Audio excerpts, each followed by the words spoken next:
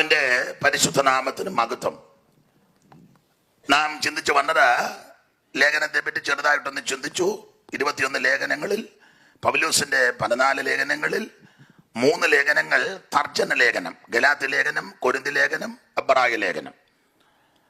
ഗലാത്യ ലേഖനം തർജ്ജമ ലേഖനമാകാൻ കാരണം ഉപദേശ പിശകിന് എതിരെ എഴുതിയ ലേഖനമാണ്. കൊരിന്തിയ ലേഖനം ജീവിത പിശക് കണ്ട് അവരെ കറക്റ്റ് ചെയ്യാൻ എഴുതിയ ലേഖനമാണ്. എബ്രായ ലേഖനത്തിന്റെ വിശേഷത വിശ്വാസത്തിൽ പിശക് സംഭവിച്ച എബ്രായ ക്രിസ്ത്യാനികളെ സ്ഥിരമായ, ശ്രേഷ്ഠമായ, തനതായ ശരിയായ വിശ്വാസത്തിൽ നിലനിർത്താൻ എഴുതിയ ലേഖനമാണ് എബ്രായ ലേഖനം.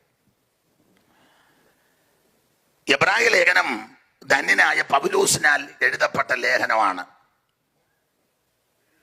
ചിലര് പറയുന്നത് ഇത് അഖിലാവും പ്രിസ്കില്ലയും കൂടെ എഴുതി, ബർന്നബാസ് എഴുതി, സഭാപിതാക്കന്മാരിൽ ചില എഴുതി. ഇങ്ങനെയൊക്കെ ഒത്തിരി തർക്കവും വാദമുണ്ട്.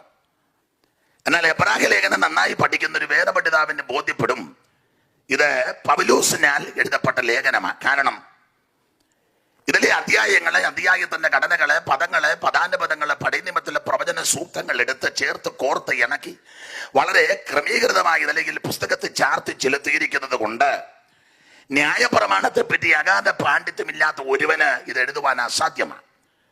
അങ്ങനെ എല്ലേലിന്റെ കൊച്ചുമകനാകുന്ന ഗമാലിയലിന്റെ പാഠപടത്തിൽ ഇരുന്ന് ന്യായപ്രമാണത്തിന്റെ എല്ലാ കാര്യങ്ങളും വളരെ സസൂക്ഷ്മം പഠിച്ച ധന്യനായ പൗലോസ് തന്നെയാണ് ഈ ലേഖനം എഴുതിയിരിക്കുന്നതിന് അതിനൊരു തർക്കവുമില്ല.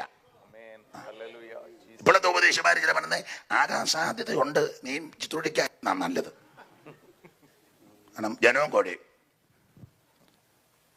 അപ്പോൾ ഇത് എബ്രായ ലേഖനം ധന്യനായ പൗലോസിനാൽ എഴുതപ്പെട്ട ലേഖനമാണ്. ഇനി എബ്രായ ലേഖനത്തിലെ പ്രതിപാദ്യ വിഷയവും ഏറെ നല്ലത് എന്നുള്ള പദമാണ്. ഏറെ നല്ലത്. ഇതിലെ പ്രതിപാദ്യ പുരുഷൻ ഏറെ നല്ലവനാകുന്ന, ശ്രേഷ്ഠനാകുന്ന യേശു ക്രിസ്തു. ഇന്ന് രാത്രി ആ കർത്താവ് നമ്മുടെ നടുവിലുണ്ട്. അപ്പൊ ഏറെ നല്ലത് എന്നതാണ് പ്രതിപാദ്യ വിഷയം. അതിലെ ഏറെ നല്ലവനാണ് കർത്താവാകുന്ന പ്രതിപാദ്യ പുരുഷൻ ക്രിസ്തു. ഓരോ അധ്യായത്തിലും യേശു ക്രിസ്തുവിനെ പൗലോസം കൊണ്ട് തെളിയിച്ച് വെളിപ്പെടുത്തി കൊടുക്കുക. യേശു ക്രിസ്തുവാണ് സകലത്തിലെ ശ്രേഷ്ഠൻ. അപ്പൊ ഏറെ നല്ലത് എന്ന പദം വരാൻ കാരണം എബ്രായ വിശ്വാസികളിൽ സിംഹഭാഗം ആൾക്കാർ ഇന്നലെ പരാമർശിച്ചു. നിങ്ങൾക്കറിയാം, യഹൂദ മതം വിട്ട് എബ്രായ ഈ വിശ്വാസികൾ യഹൂദ മതം വിട്ട് നസ്രായ മതത്തിന്റെ പുറകെ പോകുന്നവരെ. മതമെന്ന് പറയരുതെന്നാ സാധാരണ പറയുന്നത്. പക്ഷെ ഇപ്പൊ ഇത് മതമായി വന്നിരിക്കുകയാണ്. ഇനി ഓടക്കൊണ്ടാക്കുന്നില്ല, മാർഗം. അപ്പം യഹൂദമതം വിട്ട് നസ്രായ മാർഗത്തിന്റെ പുറകെ, നസ്രായന്റെ പുറകെ ഇവരിറങ്ങിത്തിരിച്ചു. അത് ചെറിയ കാര്യമല്ല. ഇന്നലെ ഓർപ്പിച്ചല്ലോ, ഇവര് ജാതിയിൽ ശ്രേഷ്ഠരായി. യഹൂദനെ കണ്ടാൽ അറിയാം. ഞാൻ യഹൂദനാന്ന് പറഞ്ഞു നടക്കുമെന്നും വേണ്ട. കണ്ട ചില യഹൂദനാന്ന് പറഞ്ഞങ്ങ് നടക്കുക, വറകലം തോറ്റുപോകും. ആരാ എന്തുവാണെന്ന് ഇപ്പൊ എന്നോട് ചോദിക്കരുത്. യഹൂദനെ കണ്ടാൽ അറിയാം. അതിനൊരു തെളിവാണല്ലോ ശമരിയാക്കാരിയുമായിട്ട് നമ്മുടെ കർത്താവ് സംസാരിച്ചില്ലേ? അവള് ഉച്ചസമയത്ത് വെള്ളം, ഉച്ചസമയത്തല്ലേ?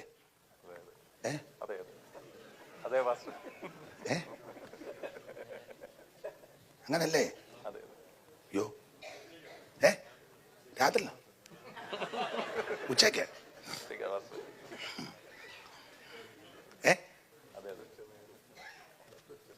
നട്ടുച്ചയ്ക്ക്. അതാ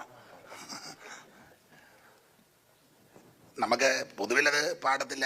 PIPക്കും അല്ലെ യൂത്ത് പ്രോഗ്രാമിന്, പിള്ളേരുടെ പ്രോഗ്രാമിന് പണ്ടൊരു പാട്ട് പാടുമായിരുന്നു അല്ലേ? പാടാൻ വയ്യ. നട്ടുച്ച നേരത്തു കിണറിന്റെ തീരത്ത് വെള്ളത്തിനായി ഞാൻ നിൽപ്പു. നട്ടുച്ച നേരത്ത് കിണറിന്റെ വീരത്ത് വെള്ളത്തിനാത്തിരിപ്പു. മലയാളം ശരിക്കും ഉച്ചരിക്കണേ, നാരിന്ന് തന്നെ പറയണം.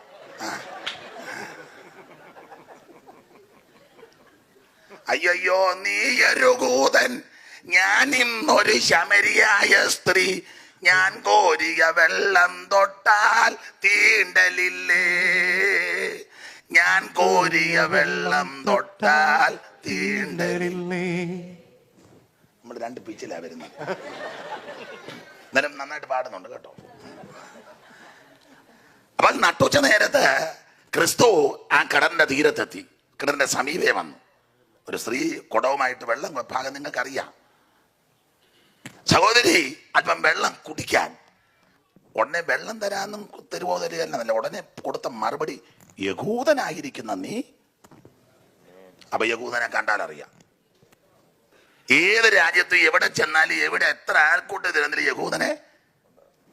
ഞാൻ എന്റെ ശൈലിയിൽ അങ്ങ് പറയും, ഒരു പെന്തിക്കോസുകാരനെ എവിടെ വെച്ച് കണ്ടാലും അറിയണം. എവിടെ വെച്ച് കണ്ടാലും അറിയണം. അത് ബാനർ എഴുതി കെട്ടിക്കൊണ്ട് നടക്കുകയല്ല. എന്നെ കണ്ടാൽ അറിയണം നീ ദൈവ പൈതലാണ്. സ്തോത്രം. ഞാൻ ഇന്നലെ സൂചിപ്പിച്ച് അങ്ങ് പറയുക, പണ്ട് ഈ വേണ്ടാന്ന് വെച്ചതെല്ലാം നമ്മളിപ്പോൾ പ്രാർത്ഥിച്ച് എടുക്കുക. ഈ ഞാൻ എപ്പോഴും പറയും, പെന്തിക്കൂസുകാരെക്കാളും കേരളത്തിൽ പഴക്കം ബ്രദറുകാർക്കാണ്. ബ്രദറൻ പ്രസ്ഥാനം ശക്തിപ്പെട്ടു വരുന്നതിന് മുമ്പ് വിയോജിത പ്രസ്ഥാനം ഉണ്ടായിരുന്നു.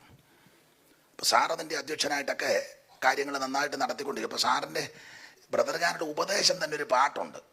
അത് ബ്രദർ സഹോദരന്മാർക്ക് കുറച്ചുകൂടെ തിട്ടമുണ്ട്. ഉപദേശം അവരുടെ ഉപദേശമാണ്. ഒരു വരി വേണേ പാടാം.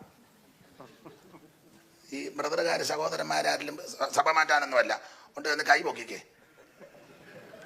ആ 3-4 എണ്ണം ഉണ്ടല്ലോ. ദൈവം അനുഗ്രഹിക്കട്ടെ. ദൈവം നിങ്ങളെ അനുഗ്രഹിക്കട്ടെ. വളരെ സന്തോഷം. നിങ്ങൾ ഒന്നുകൂടെ സ്വാഗതം ചെയ്യുക. നല്ല പാട്ടാ. അപ്പൊ അവരുടെ ഉപദേശമാണ്. നമുക്കൊന്ന് പാടാം. തരമെഴും അലങ്കാരമില്ല, സ്ഥാനമാന ക്ഷോഭമില്ല. തരമെഴും അലങ്കാരം ഇല്ല, സ്ഥാനമാന ക്ഷോഭമില്ല. പരനോട് എതിർപ്പാൻ ഏനമില്ല, പരിഭവിക്കില്ലോ ക്ഷമിക്കാൻ മാത്രമാ ഭാഗ്യമിത്. ഭാഗ്യമിത് പ്രാണസഖേ ഭാഗ്യമിത്, ഭാഗ്യമിത് പ്രാണസഖേ ഭാഗ്യമിത്. ഭാഗ്യനിധിയാം പരമൻ സഭയ്ക്കരുളിയ ഭാഗ്യമിത്, ഭാഗ്യനിധിയാം. ഞാൻ എന്ന് പറഞ്ഞ തബലക്കാരെയൊക്കെ വിളിക്കണമെന്ന്.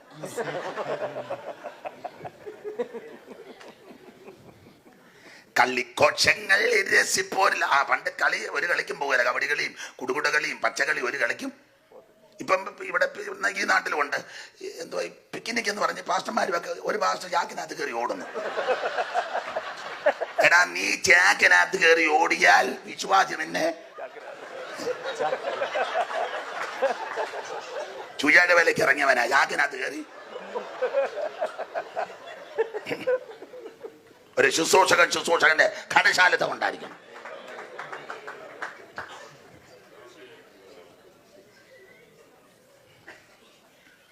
ഇന്ന് നമ്മുടെ കടശി യോഗമാ. കളിക്കോശങ്ങളിരസിപ്പോരില്ല, കർത്തൃഭാവം ധരിപ്പോരില്ല. കർത്തൃഭാവം ഒന്നും ആരും ധരിക്കത്തില്ല. മറ്റേ ജഡീക ഉല്ലാസം തരുന്ന ഒന്നിലും അവർ ഉൾപ്പെടത്തില്ലെന്ന്. കളിക്കോശങ്ങളിൽ രസിപ്പോരില്ല വേറെ ഉപദേശമാണ്. അതാ പാട്ട്, നല്ല പാട്ടാ. ഞാനും മൈലപ്പുറ ഫിലിപ്പ് സാറും കൂടെ ഒരിക്കലിരുന്ന് പാടി. കരുവഞ്ചേരി. കളിക്കോശങ്ങളിരസിപ്പോരില്ല, കർത്തൃഭാവം ധരിപ്പോരില്ല. ബഹുജന സ്തുതി കൊതിയരില്ല, പരനെനിക്ക് കിട്ടണമെന്നില്ല. ഭാഗ്യമിത്, ഭാഗ്യമിത് പ്രാണസഖേ ഭാഗ്യമിത്, ഭാഗ്യമിത് പ്രാണസഖേ ഭാഗ്യമിത്. ഭാഗ്യനിധിയാം പരമൻ സഭയ്ക്കരുളിയ ഭാഗ്യമിത്, ഭാഗ്യനിധിയാം പരമൻ സഭയ്ക്കരുളിയ ഏറ്റവും വലിയ ഭാഗ്യം സഭയ്ക്ക് വേണ്ടി ക്രിസ്തുവിനെ തന്നു. അതെ, പാട്ട് മൊത്തം പാടിയ പ്രസംഗിക്കണ്ട, പാട്ടിനകത്ത് മുഴുവൻ ദൂതാ. സ്തോത്രം. ഞാനതാ ഈ ബ്രദറുകാരുടെ പാട്ടിനോട് എനിക്ക് കുറച്ചുകൂടി താല്പര്യം. നല്ല കൃത്യ ഉപദേശപ്പാട്ടുകളാണ്. നമ്മുടെ പാട്ട് ചിലത് എൻ്റെ വീട്ടിൽ ആഹാരം, അത് നമ്മളെയൊക്കെ കാണുമ്പോഴും അറിയാം. എൻ്റെ വീട്ടിൽ ആഹാരം ആട്ടെ, പറയാതിരിക്കട്ടെ. ദൈവത്തിന് സ്തോത്രം. അത് നല്ല തനതായ ഉപദേശമാണ്. ആട്ടെ, ഞാൻ വിവരിക്കുന്നില്ല. എബ്രായ ലേഖനത്തിലെ പ്രതിപാദ്യ വിഷയം ഏറെ നല്ലത്. യഹൂദമതം വിട്ട് ഇവര് നസ്രായ മാർഗത്തിന്റെ പുറകെ വന്നു. ചെറിയ കാര്യമല്ല. യഹൂദനത്തിന് വിശേഷതയുണ്ട്. യഹൂദനെ കണ്ടാലറിയാം. യഹൂദന്റെ സംസാരവും ശൈലിയും നീതിയും പ്രകൃതിയും എല്ലാം വ്യത്യസ്തമാണ്. ദൈവത്തിന്റെ പ്രത്യേക ജനമല്ലേ, പ്രത്യേക സമ്പത്തല്ലേ. ഇതുപോലെ ശ്രേഷ്ഠ ജാതി. മറുവശവും പറയണം, യവന്മാരാ കർത്താവിനെ കൊന്നതും. അത് വേറൊരു വിഷയം, അത് ഞാൻ പിന്നെ പറയാം.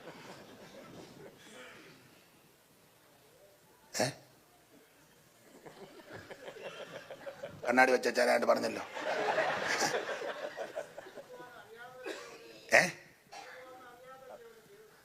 അങ്ങനൊക്കെ പറഞ്ഞപ്പോ തടി തപ്പ യഹൂദനാന്നോ?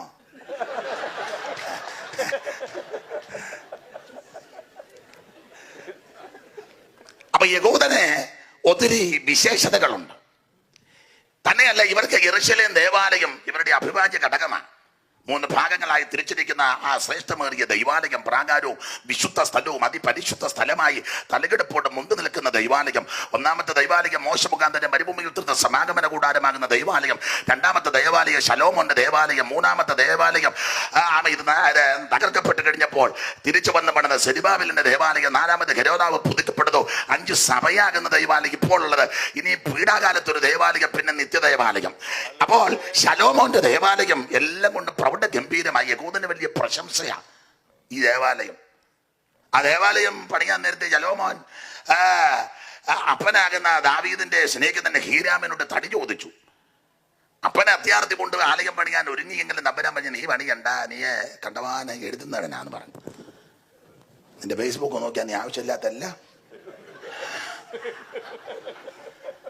ഇവൻ കണ്ടമാനെ എഴുതുന്നവനാ, എഴുത്തുകാരനാ. ഇവനൊരു കത്ത് എഴുതിയതാ ഊരിയാവിനെ. ആവശ്യമില്ലാത്ത പേന എടുത്ത് നീ കുത്തിക്കുറിച്ച് അടിച്ച് നിന്റെ പാണ്ഡിവയർ ദൈവം തകർക്കും. ദൈവനാമത്തിന് ദോഷമായിട്ടും ദൈവത്തിന്റെ അഭിഷിക്തന്മാർക്ക് വിരോധമായും ദൂത ജീവിക്കുന്ന ഭക്തന്മാർക്കും ദൈവകുഞ്ഞുങ്ങൾക്ക് വിരോധമായി നീ പേന എടുത്താൽ എഴുതിയാൽ അടിച്ച് നിന്റെ കുടുംബത്തെയും ദൈവം തകർക്കും. ന്യായവിധി മേടിച്ച് കെട്ടരുത്. ഇത് എല്ലായിടത്തും കൊടുക്കും. ഇവന്മാരെല്ലാം കേൾക്കട്ടെ, മുഴുവൻ അവന്മാരും കേൾക്കട്ടെ. മുറിക്കാത്തിരുന്ന് കേൾക്കുന്ന നിന്നോടും കൂടാ പറയുന്നത്. സ്തോത്രം. അഭിഷിക്തന്മാർക്കും ജീവിക്കുന്ന ദൈവകുഞ്ഞുങ്ങൾക്ക് വിരുദ്ധമായി എഴുതിയാൽ ദൈവം നിന്നെ പിടിക്കും. ഇത് തീക്കളിയാന്ന് ഓർത്തോണം. സ്തോത്രം. ഗുണം ചെയ്യാനും നോക്കുന്നില്ലെങ്കിൽ ദോഷം ചെയ്യാതിരിക്കെ. ഇന്നലെ ഓർപ്പിച്ചല്ലോ, 2 വർഷം കിട്ടിയതല്ലേ ദാവീദിനെ, ശൗലിനെ ദാവീദിന്റെ കൈ. 2ാം വട്ടം അതുല്ലാം കയ്യിലിരിക്കുക. കാൽമടക്കത്തിന് കിടന്നിട്ട് യോവ പറഞ്ഞ് വെട്ടിയേക്കാൻ പറഞ്ഞു. അവർ തൊട്ടു പോകരുത്, അവന്റെ അഭിഷിക്തനാ, തുടരുത്. അഭിഷക്തനാന്ന് ദാവീദ് പറയുമ്പോഴും പുള്ളിയുടെ അഭിഷേകം എല്ലാം ബോധിക്കാൻ നൊരയും പതയും ചാടി നിൽക്കുക, ദുരാത്മബാധിതനായി. എന്നാലും പുള്ളി പറഞ്ഞ അഭിഷിക്തനായി, തുടരുത്. പിന്നെ ദാവീദ് ശൗലിന്റെ വസ്ത്രത്തിന്റെ ആഗ്രഹം, അതും വൈരാഗ്യത്തിന് മുറിച്ചതല്ല, തെളിവിനാ. നാളെ ഒരു അവസരത്തിൽ നിന്നെ എന്റെ കൈ കിട്ടിയതാന്ന് പറയുമ്പോൾ ഇവൻ ഏക്കത്തില്ല. അപ്പൊ ഒരു ചെറിയ തെളിവ് അന്ന് മുറിച്ചതാ. വസ്ത്രത്തിന്റെ ആഗ്രഹമാണ്. നമ്മളാന്ന് 2 നോക്കി മുറിച്ചേനും.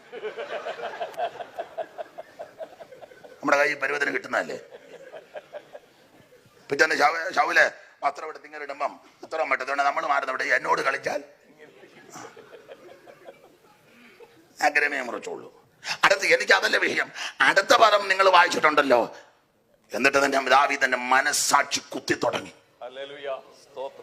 വൈരാഗ്യത്തിന് മുറിച്ചതല്ല, ചതയ്ക്കാൻ മുറിച്ചതല്ല, തകർക്കാൻ മുറിച്ചതല്ല, തെളിവിന് മുറിച്ചതാ. എന്നിട്ട് തന്നെ മനസ്സാക്ഷി, ഇങ്ങനത്തെ ഒരു മനസ്സാക്ഷി കൊണ്ട് നീ രക്ഷപ്പെടും.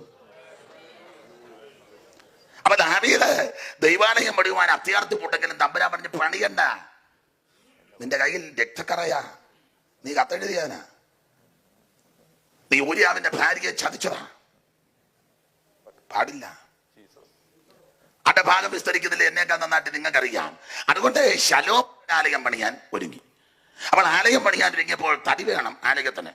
അപ്പോൾ അപ്പന്റെ സ്നേഹിതനാകുന്ന ഹീരാമിനോട് തടി ചോദിച്ചു. ഹീരാം പറഞ്ഞു, യോ ഇഷ്ടം പോലെ തടിയുണ്ട്, കയറി വെട്ടിക്കൂ. ലെബനോൻ വനത്തിൽ നിന്നാ തടി വെട്ടിക്കൊണ്ടുവരേണ്ടത്. 2-3 എത്തിപ്പെട്ട തടികളാ ദൈവാലയത്തിന്റെ അവിടെ ഒലിവ് വൃക്ഷമുണ്ട്, ദേവദാരു. സ്തോത്രം. ഇതിൽ ആലയത്തിന് വേണ്ടതാ. അത് ലെബനോൻ വനത്തിലാ. ഈടുറ്റ വനമാ ലെബനോൻ വനം. സിംഹവും മറ്റു വന്യജീവികളും പതിയിരിക്കുന്ന ഹ്രംസജീവികൾ ഇരിക്കുന്ന വനം. അപ്പോൾ ഇതിനകത്ത് കയറി തടി വെട്ടിക്കെടുക്കണം. ഹീര പറഞ്ഞ ആവശ്യം പോലെ വെട്ടിക്കോ. അപ്പൊ ശലോമോൻ പറഞ്ഞൊരു പദമുണ്ട്, ഞങ്ങളുടെ ആൾക്കാർ മരം മുറിക്കാൻ എത്ര മുറിക്കുമ്പോഴേ മുറിയാരാ, പക്ഷേ ഒക്കത്തില്ല. സീദോന്യരും മരം മുറിക്കുവാൻ സമർത്ഥന്മാരാ. അവരെ ലെബനോൻ വനത്തിൽ കയറ്റിവിടണം. അവര് തടി വെട്ടിക്കൊണ്ടുവരട്ടെ. ഞങ്ങളുടെ ആൾക്കാർ മരം മുറിക്കാൻ അത്ര. അതിന്റെ തെളിവ് നമുക്ക് അറിയാമല്ലോ. പണ്ടെല്ലാം കൂടെ മരം മുറിക്കാൻ പോയപ്പോൾ തന്റെ ഓടാലി ഊരി പാങ്ങില്ല, ഊരി അങ്ങ് പോയി. ഊരണമെങ്കിൽ ഇത് ഇളകിയിരുന്നടാ. അങ്ങനെയാണല്ലോ കോടാലിയൊക്കെ കണ്ടിട്ടുള്ളവരും ചെയ്തത്. കോടാലിക്ക് ശരി നല്ലൊരു കോടാലി ഉറപ്പിക്കുന്ന പുള്ളിയുടെ കൈ കൊടുത്താൽ ഒറ്റ ആപ്പിനാണ് ഉറപ്പിക്കുന്നത്. അറിയാൻ മേലാത്തവൻ ചുറ്റോടി ചുറ്റും ആപ്പിടും. ആപ്പേ ഉള്ളൂ. നല്ലൊരു പണിക്കാരൻ്റെ കൈ കൊടുത്താൽ ഒറ്റ ആപ്പിന് ഉറപ്പിക്കും. അപ്പൊ ഈ കോടാലി ഊരാൻ കാര്യം ആപ്പ് ഇളകിയിരിക്കുകയാണ്. ഇത് രാവിലെ എടുക്കുമ്പം ആപ്പൊക്കെ ഇളകിയതാണോ, വാ പോയിട്ടുണ്ടോ, രാഗേണ്ടതാണെന്നതൊക്കെ സൂക്ഷിച്ചോണം. ഇരുന്ന് പ്രാർത്ഥിക്കണം. അത് രാവിലെ അല്ല ഓടാലി എടുത്തോണ്ട് ഓടുകയല്ല. രാവിലെ തൃപ്പാദപടത്തിലിരിക്കണം. സാർപാടിയില്ലയോ, ദിനമതിൻ തുടതിൽ മനുവേലിൻ മുഖാം പൂജം ദിനമതിൻ തുടസത്തിൽ മനുവേലിൻ മുഖം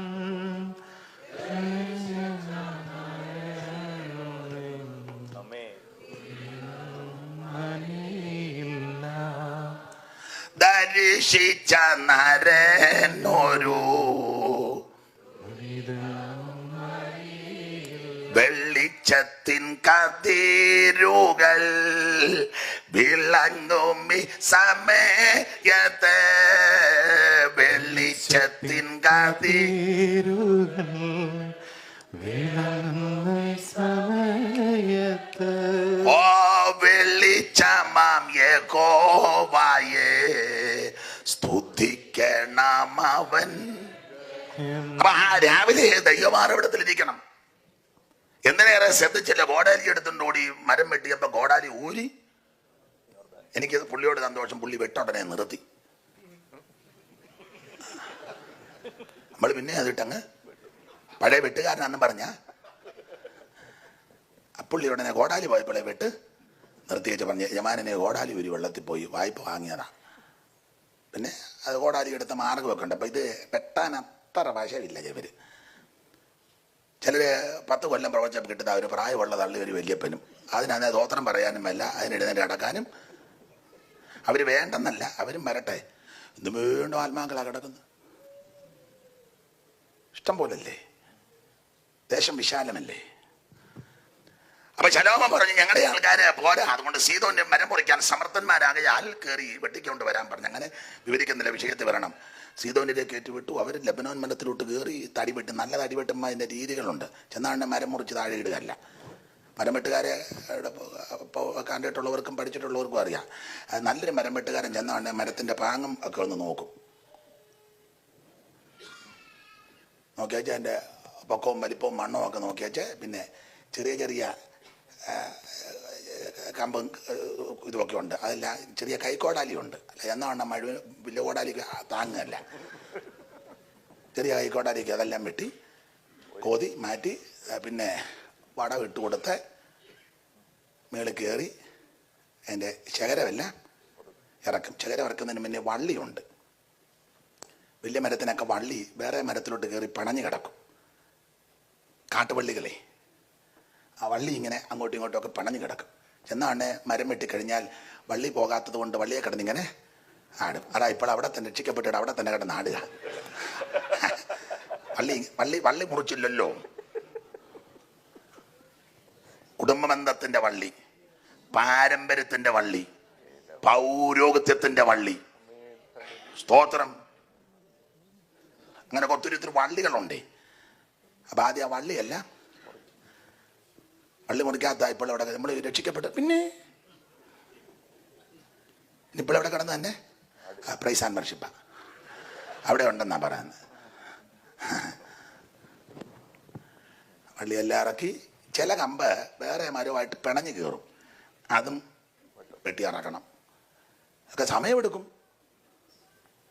ഒക്കെ വെട്ടി ഉതച്ചിറക്കി മുറിയിട്ട് ഒക്കെ പരുവത്തിനാക്കി വടവിട്ട് വക്കിട്ട് പിടിച്ച് അത് ദൂരെ ഒരു മരത്തിലോട്ടോ അല്ലെങ്കിൽ കരുത്തുള്ള ആൾക്കാരുടെ കയ്യിലോട്ട് അതിൻ്റെ വടത്തിൻ്റെ അറ്റം കൊടുത്ത് താഴോട്ടിറങ്ങി അതിൻ്റെ ഭാഗത്തോട്ട് വീടിൻ്റെതൊക്കെ നോക്കി അതിനെ പാത്തി വെച്ച് സ്തോത്രം ഒടുവില സൂക്ഷ ഉന്നം വെക്കുന്നിടത്ത് വന്ന് വീഴും. ഇത് ദൈവാലയത്തിന് വേണ്ടിയാ, അതുകൊണ്ടാണ് ഈ ചെയ്തെല്ലാം ചെയ്യുന്നേ. അപ്പോൾ അത് വെട്ടി മറച്ചിട്ടാൽ ഉടനെ തടിയെടുത്തങ്ങ് പണിയല്ല, പിന്നെ അവിടെ ഇട്ടത് ഇതിൻ്റെ തൊലി ഉരിക്കണം. തൊലി ഒരുമാതിരി പെറ്റിനെ ഒന്നും തൊലി ഉരിച്ചിട്ടില്ല. തൊലി ഉരിക്കുന്നത് എങ്ങനെയാന്ന് ചോദിച്ചാൽ ഒന്നെങ്കിൽ നല്ല കോടാലേക്ക് ചെത്തും, അതല്ലെങ്കിൽ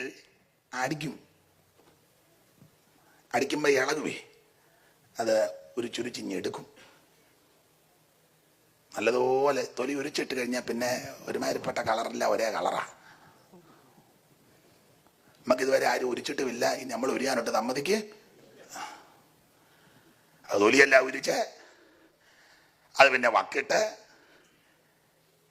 ഏലസായൊക്കെ പറഞ്ഞ് മേളിൽ കിടക്കുന്ന തടിയാ അങ്ങ് ഒന്നേല ആ വലിച്ചിഞ്ഞ് കൊണ്ടുവന്ന് നദിയിലോട്ട് ഇറക്കണം.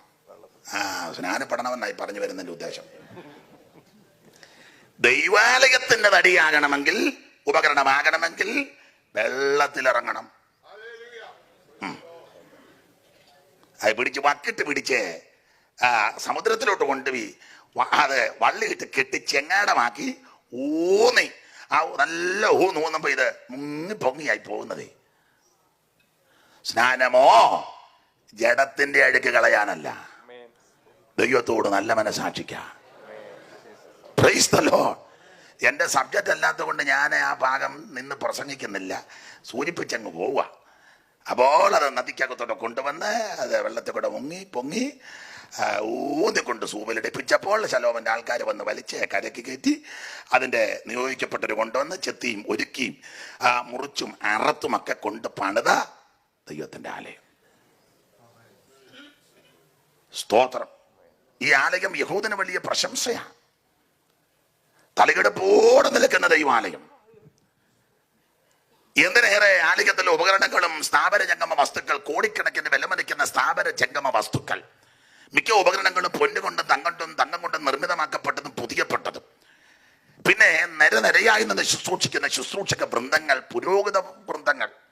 അത് പുരോഹിത വരേണ്യന്മാര് 24 കൂറിന്റെ ക്രമത്തിലാണ്. അബിയാ കൂറ് മുതൽ സെക്കറിയ കൂറ് വരെ 24 കൂറിന്റെ ക്രമത്തിൽ നിന്ന് ശുശ്രൂഷിക്കുന്ന പുരോഹിത വൃന്ദം. ഇവരെ എല്ലാം മേലധ്യക്ഷനായിട്ട് മഹാപുരോഹിതനുണ്ട്. സ്ഥാനചിഹ്നവേക്ഷ വിഭൂഷിതനായിട്ട് മഹാപുരോഹിതൻ. നീളക്കുപ്പായോ നലിയെങ്കി നടുക്കെട്ട് ഏപോതും മാർപ്പതക്കോ ഉള്ളെങ്കിൽ മേലെങ്കിൽ തലമുടിയൊക്കെ വെച്ച് ആണ്ടിപ്പുള്ളി ഒരു വരവുണ്ട്. ഒരുമാതിരിപ്പെട്ടവനെല്ലാം വീടുകയും ചെയ്യൊരു മുത്തും ആ പരുവത്തിനാ പുള്ളി എങ്ങനെ എപ്പോഴും വന്നു ആണ്ടിലൊരു വരവുണ്ട്. അങ്ങനെ പുള്ളി അതെല്ലാം നിലയോടെ നിൽക്കുന്നു. പുരോഹിതന്മാര് വേറെ, സ്ഥാപനജംഗമ വസ്തുക്കൾ വേറെ, വലിയ പള്ളി, യെരൂശലേം പള്ളി, ജാതികളുടെ ശ്രേഷ്ഠത, കോടിക്കണക്കിന് വില വയ്ക്കുന്ന സ്ഥാപനജംഗമ വസ്തുക്കൾ, യെരൂശലേം പട്ടണം. ഇതല്ലേ യഹൂദന് വലിയ വിഷയമാണ്. യെരൂശലേമിനെ തന്നെ ദാവീദിന്റെ കാലത്ത് മില്ലോയും ഒക്കെ ആയിട്ട് പണിത് ഉറപ്പിച്ചു. സങ്കേത നഗരങ്ങള്, സംഭാര നഗരങ്ങള്, മില്ലോ ഒക്കെ പണിത് ഉറപ്പിച്ച് സുസജ്ജമാക്കി. അതിന്റെ യെരൂശലേമിന് മതിൽ പണിതു. അതിന്റെ വാതിലുകളെല്ലാം കൂടെ കൊണ്ട് തൊടുത്ത് 10-12 വാതില്, ആട്ടിൻ വാതില്, മീൻ വാതില്, ഉറവ് വാതില്, താഴ്വര വാതില്, പഴയ വാതില്, നീർവാതില്, കുതിരവാതില്, ഉപ്പുവാതില്, ഹമ്മിക്കാട് വാതില്, കിഴക്കേ വാതില്, ഗോൺവാതില്, എഫ്രയീം വാതിൽ, ഇങ്ങനെ വാതിലുകളെല്ലാം കൂടെ സുസജ്ജമാക്കി. കോട്ടയെല്ലാം കൂടെ പണിതു, മില്ലോ പണിതു, സംഭാര നഗരം പണിതു. ഇതെല്ലാം യഹൂദന് വളരെ അഭിവാജ്യ വിഷയമാണ്. ഒരു നല്ല യഹൂദൻ കഴിവിന്റെ പരാമതി യെരൂശലേം വിടാതിരിക്കും. അതുകൊണ്ടാണല്ലോ സങ്കീർത്തനക്കാരനും പാടിയത്, യെരൂശലേമേ ഞാൻ നിന്നെ മറക്കുന്നുവെങ്കിൽ എൻ്റെ വലം കൈ മറന്നു പോകട്ടെ. എൻ്റെ മുഖ്യ സന്തോഷത്തെക്കാൾ വിലമതിക്കാതെ പോയാൽ എൻ്റെ നാവ് യെരൂശലേം അവരുടെ വിഷയമാണ്. ആട്ടെ വിവരിക്കുന്നില്ല. ഇങ്ങനെയുള്ള യെരൂശലേമും ആലയവും ആരാധനയും പുരോഹിതന്മാരെയും ആചാരങ്ങളും അനുഷ്ഠാനങ്ങളും മാമൂലും പിന്തുടർച്ചയെല്ലാം വിട്ട് ഇവർ നസറായന്റെ പുറകെ ഇറങ്ങി. അത് ചെറിയ കാര്യമല്ല. നിന്റെ കുടുംബശ്രേഷ്ഠതയും വിദ്യാ നിപുണതയും നിന്റെ കുടുംബത്തിന്റെ വലിപ്പവും മറ്റൊത്തിരി ഉണ്ടല്ലോ, അതെല്ലാം വിട്ടേച്ച് അതൊക്കെ ഉപേക്ഷിച്ച് വേണ്ടാന്ന് വെച്ച് നസ്രായന്റെ പുറകെ ഇറങ്ങിയത് അബദ്ധമല്ല, മണ്ടത്തരമല്ല. നിന്നെ ആദരിക്കുന്നൊരു ദൈവമുണ്ട്. ഹല്ലേലൂയ.